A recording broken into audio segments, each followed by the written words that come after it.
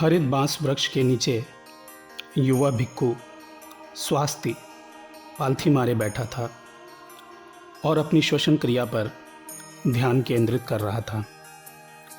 वह वेणुवन बिहार में 1 घंटे से अधिक समय से ध्यान साधना कर रहा था, जबकि अन्य सैकड़ों भिक्खु बांस के वृक्षों के नीचे अपनी फूस की कुटियाओं में बैठे साधना कर रहे थे।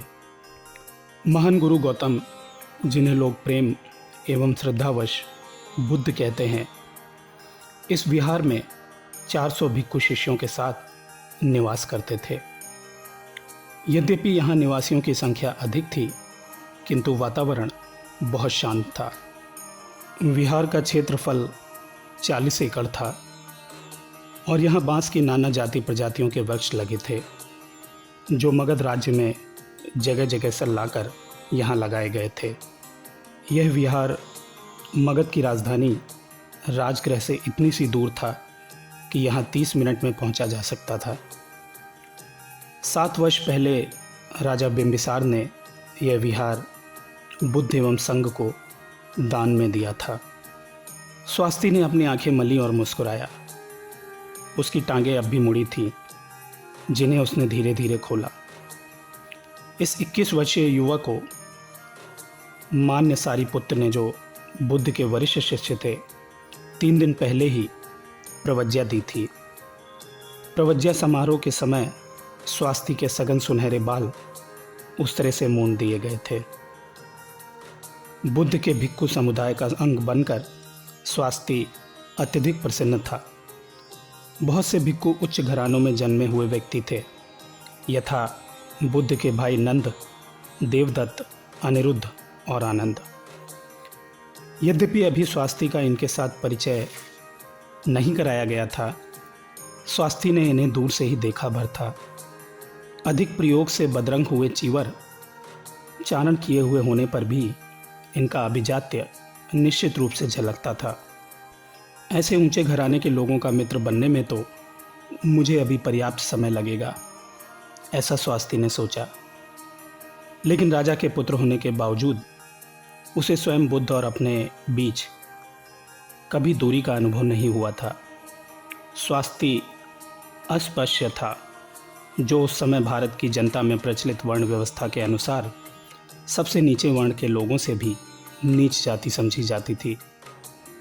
पिछले 10 सालों से वह भैंसों का चरवाहा था और भैंसों की देखभाल करता था, किंतु अब 2 सप्ताह से वह सभी वर्गों के भिक्खुओं के साथ रह रहा था और ध्यान साधना कर रहा था। हर कोई उसके प्रति कृपा भाव प्रदर्शित करता, उसको नमन करता, किंतु वह स्वयं अभी तक सहज नहीं हो पा रहा था। उसे आशंका थी कि उसे पूर्णतया सहज होने में अभी वर्षों लग जाएंगे। जैसे ही उसके मन में राहुल का विचार आया, आंतरिक उल्लास से परिपूर्ण मुस्कान उसके चेहरे पर फैल गई।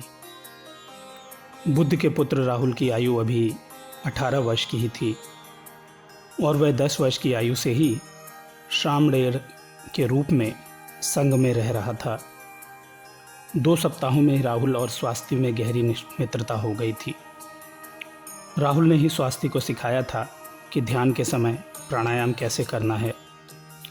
राहुल यद्यपि अभी प्रवज्जित भिक्खु नहीं बना था, किंतु उसे बुद्ध की शिक्षाओं का पर्याप्त ज्ञान हो चुका था।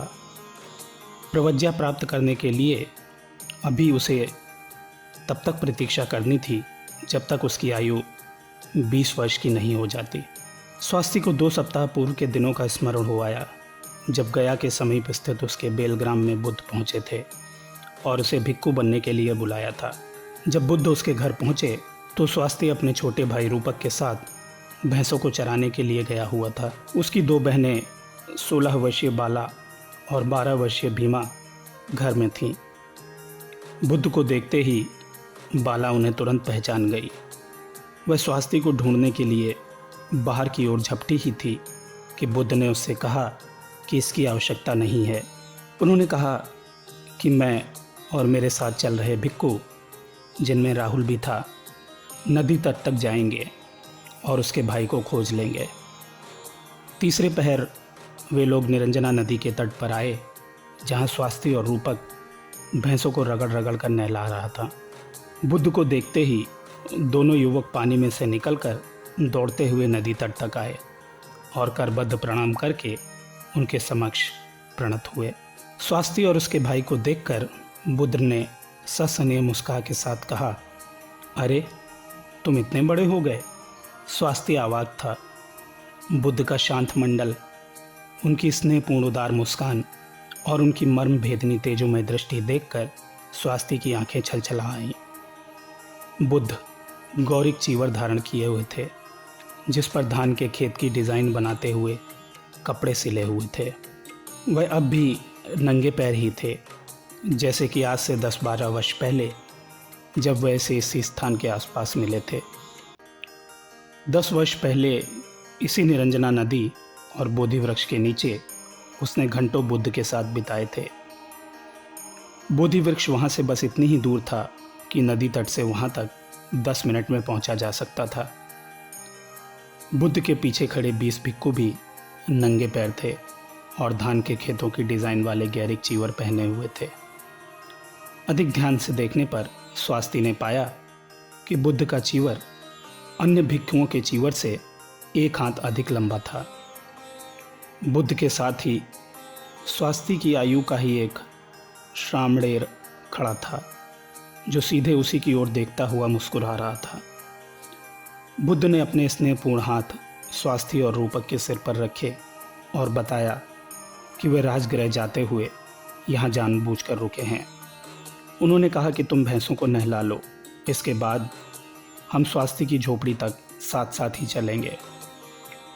वापस आते समय बुद्ध ने स्वास्थी और रूपक का परिचय अपने पुत्र राहुल से कराया, जो अभी तक स्वास्थी की ओर मोहक मुस्कान के साथ देख रहा था। राहुल स्वास्थी से आयु में 3 वर्ष छोटा था, किंतु दोनों का कद एक बराबर था। श्रामणेर होते हुए भी राहुल के वस्त्र भिक्षुओं के जैसे ही थे। राहुल ने अपना भिक्षा पात्र रूपक को पकड़ा दिया था और स्वास्थी एवं रूपक के बीच में दोनों नए मित्रों के कंधों पर प्रेम पूर्वक हाथ रखे हुए चल रहा था। उसने अपने पिता के श्रीमुख से स्वास्थी और उसके परिवारजनों के विषय में इतना कुछ सुन रखा था कि उसे प्रतीत हो रहा था कि वह उनसे पूर्ण परिचित है। दोनों भाई राहुल के इस प्रेमपूर्ण व्यवहार से स्नेह सिक्त हो उठे। स्वास्थी के घर पहुंचने पर बुद्ध ने स्वास्थी को भिक्षु समुदाय में सम्मिलित होने और अपने साथ धर्म साधना करने के लिए आमंत्रित किया। 10 वर्ष पूर्व जब वह बुद्ध से पहली बार मिला था, तो उसने बुद्ध के श्री चरणों में बैठकर धर्म साधना करने का अनुरोध किया था और बुद्ध उसे शिष्य रूप में स्वीकार करने पर सहमत हो गए थे। अब स्वास्थी 21 वर्ष का हो गया था और बुद्ध उसे लेने आ पहुँचे थे। बुद्ध उसे दिया हुआ अपना वचन भूले नहीं थे। रूपक भैंसों को उनके मालिक रामभूल के घर छोड़ने गया था। बुद्ध स्वास्थी की झोपड़ी के बाहर एक छोटी सी पीढ़ी पर बैठ गए और अन्य भिक्षु उनके पीछे खड़े हो गए। मिट्टी की दीवारों और फूस की छत से बनी स्वास्थी की झोपड़ी इतनी छोटी थी कि उसके भीतर सभी लोग बैठ नहीं सकते थे। बाला ने स्वास्थी से कहा, भैया तुम बुद्ध के साथ जाओ। आज रूपक आपसे भी अधिक तगड़ा है। जब आपने भैंसों की देखरेख करना आरंभ की थी और मैं भी अब घर गृहस्थी का काम बखूबी संभाल सकती हूँ। आपने हमारा 10 वर्षों तक लालन पालन किया और अब हम अपने पैरों पर खड़े होने की अवस्था में आ गए हैं। वर्षा का पानी जमा करने के लिए रखी पत्थर की कोठारी के पास बैठी भीमा अपनी बड़ी बहन की ओर बिना कुछ बोले देख रही थी। स्वास्थी ने भीमा की ओर देखा। वह प्यारी सी छोटी सी लड़की थी। जब स्वास्थी बुद्ध से पहली बार मिला था तो बाला की आयु 6 वर्ष की थी। रूपक 3 वर्ष का था और भीमा तो बच्ची ही थी। बाला भाई बहन का खाना बना लेती थी और रूपक मिट्टी में खेला करती थी। उनके पिता की मृत्यु के 6 महीने बाद ही उनकी माता की भी मृत्यु हो गई थी। 11 वर्ष की आयु में ही स्वास्थी परिवार का मुखिया बन गया था। स्वास्थी को भैंसों की देखभाल करने और चराने का काम मिला था। स्वास्थी बहुत परिश्रमी था, इसलिए इतना कमा लेता था जिससे परिवार का पालन कर सके। वह छोटी बहन भीमा के लिए भैंस का दूध भी ले आया करता था। उसकी ओर देखकर शायद स्वास्थी उसकी भावनाओं को जानना चाह रहा है। यह समझते ही भीमा मुस्कुरा दी। वह एक क्षण के लिए तो हिचकिचाई, किंतु फिर धीरे से बोली, भैया आप बुद्ध के साथ जाओ। यह कहकर उसने अपना मुंह मोड़ लिया, जिससे वह अपने आंसू छिपा सके। भीमा ने स्वास्थी को यह कहते हुए अनेक बार सुना था कि वह बुद्ध के श्री चरणों में बैठकर साधना करना चाहता है और उसकी हार्दिक इच्छा थी कि वह अपनी इच्छा पूर्ति के लिए जाए। किंतु जब वह क्षण वास्तव में आ उपस्थित हुआ तो वह अपने दुख को छुपा न पाई। उसी समय रूपक गांव से लौट आया और उसने भीमा को यह कहते सुना, बुद्ध के साथ चले जाओ। वह समझ गया कि विदाई का क्षण आ गया है। उसने स्वास्थी की ओर देखकर कहा, हाँ भैया आप बुद्ध के साथ चले जाइए। सारा परिवार एकदम मौन हो गया। रूपक ने बुद्ध की ओर देखकर कहा, परम आदरणीय, मुझे आशा है कि आप अपने श्री चरणों में अध्ययन करने की अनुमति मेरे भाई को प्रदान करेंगे। मैं भी अब इतना बड़ा तो हो गया हूँ कि परिवार का पालन कर सकूँ। स्वास्थी की ओर मुड़कर उसने आंसू रोक कर कहा, किंतु भैया कृपा करके बुद्ध से पूछिए कि क्या आप घर आ सकेंगे और समय समय पर हमसे मिलते रहेंगे। बुद्ध उठ खड़े हुए और स्नेहपूर्वक भीमा के सिर के बाल सहलाए। बच्चों अब खाना खाओ, कल मैं आकर स्वास्थी को साथ ले जाऊंगा ताकि साथ साथ राजगृह जा सकें। मैं और सभी भिक्खुगण बोधि वृक्ष के नीचे आज रात विश्राम करेंगे। बुद्ध ने द्वार पर पहुंचकर मुड़कर स्वास्थी की ओर देखा और कहा, कल सवेरे तुम्हें कुछ भी साथ लाने की आवश्यकता नहीं है। जो कपड़े तुमने पहन रखे हैं वे ही पर्याप्त हैं। उस रात सभी बच्चे बड़ी देर तक जागते रहे। विदा लेते हुए पिता की भांति स्वास्थी ने उनको अंतिम परामर्श देते हुए कहा कि तुम लोग एक दूसरे की और घर की देखभाल मिलजुल कर करना। वह हर एक को बड़ी देर तक अपनी छाती से चिपकाए रहा। आंसू रोकने में असमर्थ रहने पर भीमा जब अपने बड़े भाई की गोद में थी तो सीने से सिर लगाकर सुबक उठी, किंतु उसके बाद उसने अपना सिर उठाया, दीर्घ निश्वास लिया और भाई की ओर देखकर मुस्कुरा दी। वह नहीं चाहती थी कि स्वास्थी उसके आंसुओं से दुखी हो। तेल के दिए का धुंधला प्रकाश झोपड़ी में हो रहा था, किंतु इतना प्रकाश तो था कि स्वास्थी उसे मुस्कुराता देख सके। स्वास्थी को उसका मुस्कुराना अच्छा लगा। अगले दिन सवेरे स्वास्थी की मित्र सुजाता उसे विदा करने आई। पिछली शाम को जब वह नदी तट की ओर जा रही थी तब उसने बुद्ध को देखा था और बुद्ध ने कहा था कि स्वास्थी भिक्खु संघ में सम्मिलित होगा। ग्राम प्रधान की पुत्री सुजाता स्वास्थी से आयु में 2 वर्ष और बड़ी थी। वह भी गौतम से संबोधि प्राप्त से पहले मिल चुकी थी। सुजाता ने स्वास्थी को जड़ी बूटियों की औषधि बनाकर साथ ले जाने के लिए दी। उनकी संक्षिप्त बातचीत हो पाई थी, तभी उनके शिष्य आ गए। स्वास्थी का भाई और उनकी बहनें पहले ही जाग चुके थे और अपने भाई को विदा देने के लिए तैयार थे। राहुल ने प्रेम पूर्वक प्रत्येक भाई बहन से बातचीत की और उन्हें मनोबल पक्का रखने और एक दूसरे की देखभाल करते रहने की प्रेरणा दी। उसने वचन दिया कि हम जब भी उरुबेला के आसपास तक भी आएंगे तो तुम लोगों से मिलने अवश्य आएंगे। स्वास्थी के परिवारजन और सुजाता बुद्ध और भिक्खुओं के साथ नदी के तट तक गए और उन्होंने बुद्ध, भिक्खुओं, राहुल तथा स्वास्थी को हाथ जोड़कर विदा किया। स्वास्थी के मन में हर्ष और भय की भावनाएं भरी हुई थी। यह पहला अवसर था जब वह उरुबेला गांव छोड़कर जा रहा था। बुद्ध ने कहा कि राजगृह पहुंचने में 10 दिन लगेंगे। अधिकांश व्यक्ति तेजी से चलते हैं, किंतु बुद्ध और उनके भिक्खु धीरे धीरे और परम सहजता से चलते थे। जब स्वास्थी ने अपने कदम धीमे किए तो उसका हृदय शांत हो गया। उसने स्वयं को बुद्ध, धर्म और संघ के प्रति पूर्ण हार्दिकता के साथ समर्पित कर दिया। अब उसका यही मार्ग था। उसने उस भूमि और उन लोगों को जो उसके लिए पूर्णतः परिचित थे, अंतिम बार मुड़कर देखा और पाया कि सुजाता और उसके परिवारजन वन के वृक्षों की छाया में मिले हुए छोटे छोटे काष्ठखंड मात्र दिख रहे थे। स्वास्थ्य को प्रतीत हुआ कि बुद्ध विचरण का आनंद लेने के लिए ही चलते हैं और इस बात की चिंता ही नहीं करते कि वह कहाँ तक पहुँचेंगे। यही स्थिति सभी भिक्षुओं की थी। कोई भी अपने गंतव्य स्थान तक पहुँचने के लिए ना तो चिंतित था और ना ही अधीर। सभी के पग मंद, संतुलित और शांति में थे। ऐसा लगता था मानो सभी सामूहिक रूप से टहल रहे हों। कोई भी क्लांति का अनुभव नहीं करता, फिर भी वे प्रतिदिन खासा लंबा मार्ग तय कर लेते थे। प्रतिदिन वे समीपस्थ गांव में रुकते और भिक्षाटन करते। वे मार्गों पर बुद्ध के पीछे एक पंक्ति बनाकर चलते। उनकी चाल गरिमामय होती और श्वसन क्रिया तथा पग संचलन पर ध्यान केंद्रित रखते। यदि ग्रामवासी उनके भिक्षा पात्र में कुछ भोजन डालते तो वे रुक जाते। कुछ ग्रामीण तो मार्ग के दूसरी ओर खड़े होकर ही उनका सम्मानपूर्वक नमन करते। भोजन मिलने पर भिक्षु सभी लोगों के कल्याणार्थ प्रार्थना करते। भिक्षाटन समाप्त कर लेने पर वे धीरे धीरे गांव छोड़कर कुछ वृक्षों या घास वाले स्थान को खोजते।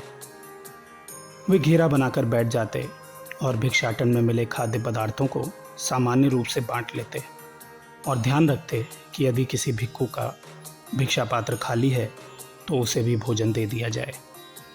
राहुल पास के झरने से एक घड़ा पानी भर लाता और सम्मानपूर्वक बुद्ध के सामने रख देता। बुद्ध जब अपने हाथों की अंजलि फैलाते तो राहुल उनके हाथों पर जल डालकर साफ करता।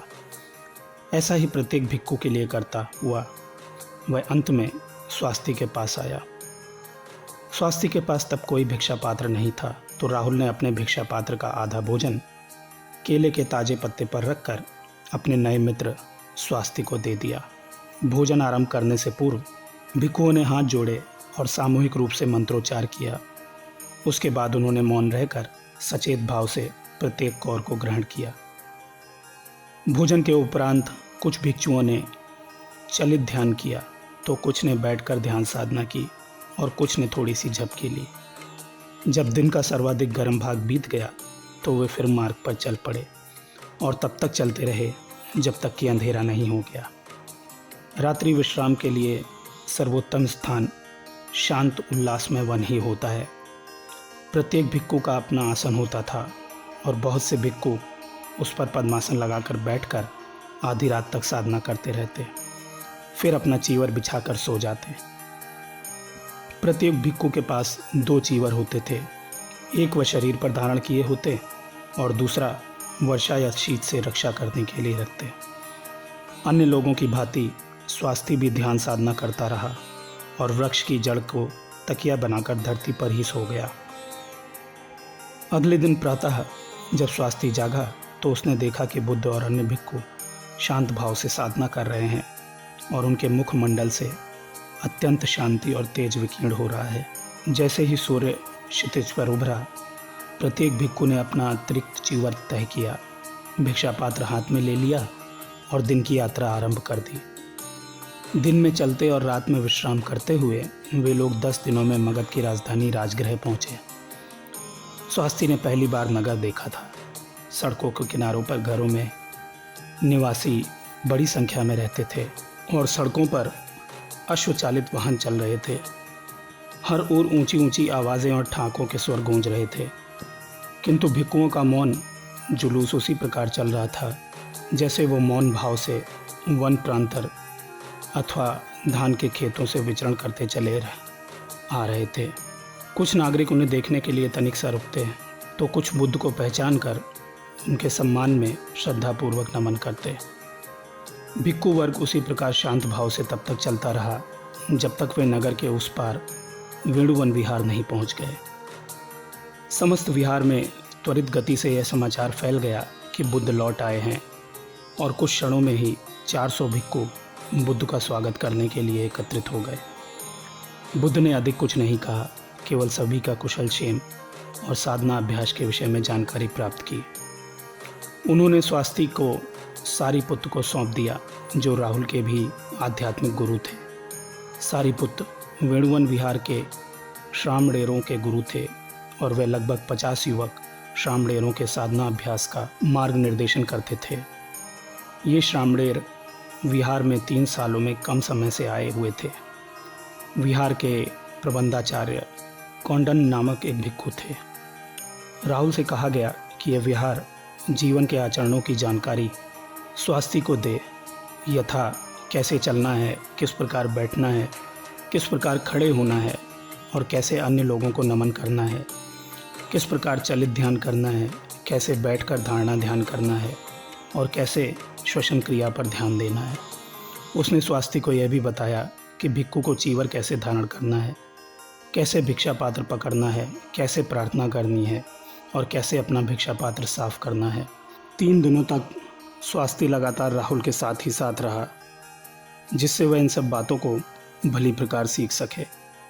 राहुल ने स्वास्थ्य को पूरे मनोयोग से सभी आचरण निर्देश बताए, समझाए, किंतु स्वास्थ्य समझता था कि ये सब कार्य सहज स्वाभाविक रूप से करने लगने के लिए उसे अभी वर्षों का अभ्यास करना होगा। इन आधारभूत मार्ग निर्देशनों के बाद सारिपुत्र ने स्वास्थ्य को अपनी कुटिया में बुलाया और भिक्षु द्वारा अपनाए जाने वाले शीलों की शिक्षा दी। भिक्षु वह होता है जो गृह त्याग कर बुद्ध को गुरु, धर्म को आत्म जागृति का मार्ग और संघ को ऐसे समुदाय के रूप में स्वीकार करता है जो सधर्म मार्ग पर चलने में एक दूसरे को सहायता देता है। भिक्षु का जीवन सादगी और विनम्रता से परिपूर्ण होता है। भोजन के लिए भिक्षाटन करने से अहंकार शून्यता आती है। भिक्षाटन अन्य लोगों के साथ संपर्क साधने का एक माध्यम भी होता है, जिससे उन्हें यह समझने में सहायता की जा सके कि प्रेम और सौहार्द का मार्ग क्या है, जिसकी शिक्षा बुद्धदेव सबको देते हैं। 10 वर्ष पूर्व स्वास्थ्य और उसके मित्रों ने बोधि वृक्ष के नीचे बुद्ध को यह देशना करते सुना था कि आत्म जागृति का मार्ग ही प्रेम और प्रज्ञा का मार्ग है। इसलिए सारिपुत्र ने स्वास्थ्य को जो कुछ कहा उसे अच्छी तरह हृदयंगम कर सका। यद्यपि सारिपुत्र का मुखमंडल गंभीर था, किंतु उनकी आंखें और मुस्कान में अपार प्रेम और करुणा का तेज भी था। उन्होंने स्वास्थ्य से कहा कि शीघ्र ही एक दीक्षा समारोह होगा, जिसमें उसे भिक्षु संघ में सम्मिलित करने के लिए प्रवज्ञा दी जाएगी। उन्होंने यह भी बताया कि उस अवसर पर क्या क्या शब्दोच्चारण करने हैं। सारिपुत्र ने स्वयं ही दीक्षा समारोह की अध्यक्षता की, जिसमें 20 भिक्षुओं ने भाग लिया। उस अवसर पर बुद्ध और राहुल भी उपस्थित थे, जिससे स्वास्थ्य को विशेष प्रसन्नता हुई। सारिपुत्र ने मौन भाव से एक गाथा मन ही मन पढ़ी और स्वास्थ्य के सिर के बालों के गुच्छे काटे। फिर उन्होंने वह उस तरह राहुल को दे दिया, जिसने स्वास्थ्य के सिर का पूर्णतया मुंडन किया। सारिपुत्र ने स्वास्थ्य को 3 चीवर, 1 भिक्षा पात्र और 1 घड़ा दिया। राहुल ने उसे सिखा ही दिया कि चीवर कैसे धारण करना है, इसलिए स्वास्थ्य ने बिना कठिनाई के चीरण धारण कर लिया। वह बुद्ध तथा उपस्थित अन्य भिक्षुओं के समक्ष अपना आभार व्यक्त करने के लिए प्रणत हुआ। बाद में उस दिन प्रातः उसने पहली बार प्रवज्जित भिक्षु के रूप में भिक्षाटन किया। वेणुवन बिहार के भिक्षु कई दलों में विभक्त होकर राजगृह में भिक्षाटन करते थे। स्वास्थ्य जिस दल में था उसके नेता सारिपुत्र थे। बिहार से भिक्षाटन के लिए निकलते समय कुछ पग चलकर स्वास्थ्य ने स्वयं को स्मरण दिलाया कि भिक्षाटन सद्धर्म के मार्ग की साधना का एक अंग है।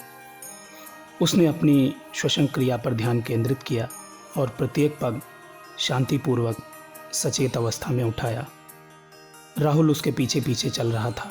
यद्यपि स्वास्थ्य अब प्रवज्जित भिक्षु था, किंतु वह समझता था कि उसका अनुभव राहुल के अनुभव की तुलना में बहुत कम है। उसने मन में संकल्प किया कि वह विनम्रता और सौम्यता के भावों को पूर्ण मन से अपनाने में कुछ भी नहीं उठा रखेगा।